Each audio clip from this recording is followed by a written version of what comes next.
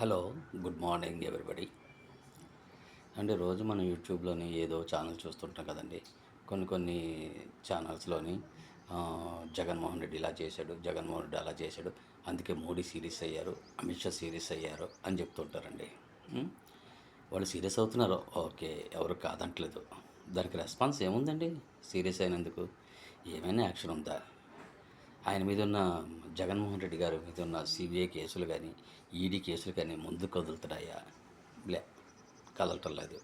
మరి మోడీ గారు, అమిత్ షా గారు సీరియస్ అయ్యారు అంటే వాళ్ళని కొంచెం సీబీఐ వాళ్ళని, ఈడీ వాళ్ళ కేంద్ర దర్యాప్తు సంస్థలే కదా అవన్నీను. వాళ్ళకి కొంచెం చెప్పొచ్చు కదా! అబ్బాయి చూడండి అదేంటి దాంట్లో నిజమెంతో, అబద్ధం ఎంతో తేల్చండి. నిజమైతే ఆ కేసులు ముందుకు తీసుకెళ్ళండి. అబద్ధమైతే అది కూడా చెప్పేసి ఆ కేసులు మూసేయండి అని చెప్పి వాళ్ళకేదో చెప్పాలి కదా! జగన్మోహన్ రెడ్డి మీద ఉన్న సీబీఐ కేసులన్నీ పడుకున్నాయి. 12 ఏళ్ల బట్టి ఆయన బెయిల్ మీద తిరిగేస్తున్నాడు హ్యాపీగాను. ముఖ్యమంత్రి కూడా అయిపోయాడు 5 సంవత్సరాలు. మా కర్మగాలి ఆంధ్రాకి. హ్మ్. తర్వాత మన వివేకానంద రెడ్డి గారి హత్య సీబీఐ ఇంకా ఎంక్వైరీ చేయడానికి ఏం లేదని చెప్పిందట. మరి ఎంక్వైరీ చేసింది ఏంటుంది? వాళ్ళు తేల్చింది ఏంటుంది ఇంకా? ఏమీ లేదు కదా! ఎవరినో 10 మందినో, 20 మందిని అరెస్ట్ చేశారు. వాళ్ళు బెయిల్ మీద వాళ్ళు తిరిగేస్తున్నారు. ఇంకా ఈడీ కేసులా? ఈయన అక్రమ సంపాదనల మీద ఈడీ కేసులు. ఈడీ కేసులో ఒక్కటి కూడా ముందుకు కదలట్లేదు. ఏవో 440 కోట్లు అటాచ్ చేసాం, అదో 700 కోట్లు అటాచ్ చేసాం అంతే తప్ప కొన్ని లక్షల కోట్లు దిగమింగాడు. జనాలకు తెలుసు ఆ విషయం. జనమందరూ అదే మాట్లాడుతున్నారు. లక్షల కోట్లు ఉన్నారు వాళ్ళ దగ్గర మూలుగుతోంది. ఆ డబ్బులతో ఏమైనా మేనేజ్ చేస్తున్నాడా సంస్థల్ని, వ్యవస్థల్ని? మాకైతే అర్థం కావట్లేదు. సామాన్య మానవుడికి అది తెలియట్లేదు. ఏమనంటే మోడీ సీరియస్ అయిపోయారు, అమిత్ షా సీరియస్ అయిపోయారు అని చెప్పేసి. అవునండి. వాళ్ళు అవుతూ ఉంటారు. వీళ్ళ పనులు వీళ్ళు చేస్తూనే ఉంటారు. మాలాంటి సామాన్యులు ఈడ కొట్టుకు సస్తూనే ఉంటారు. ఏంటి జరుగుతుంది? ఏమి తేలటం లేదేంటి? మంచో, చెడో, తప్పో, రైటో ఏదో ఒకటి తేలాలి కదా అని సామాన్య జనం ఆలోచిస్తున్నారు. మరి పాలకులు 15 ఏళ్ల బట్టి, 13 ఏళ్ల బట్టి ఉన్నారు. 12 ఏళ్ళయింది అధికారంలోకి వచ్చి. ఈ 13 ఏళ్ళయింది జగన్మోహన్ రెడ్డి గారు బెయిల్ మీద తిరుగుతూ. కేసులు ప్రొసీడింగ్స్ లేకుండా, కేసులు స్టార్టే కాకుండా హాయిగానే బెయిల్ మీద తిరుగుతున్నాడు.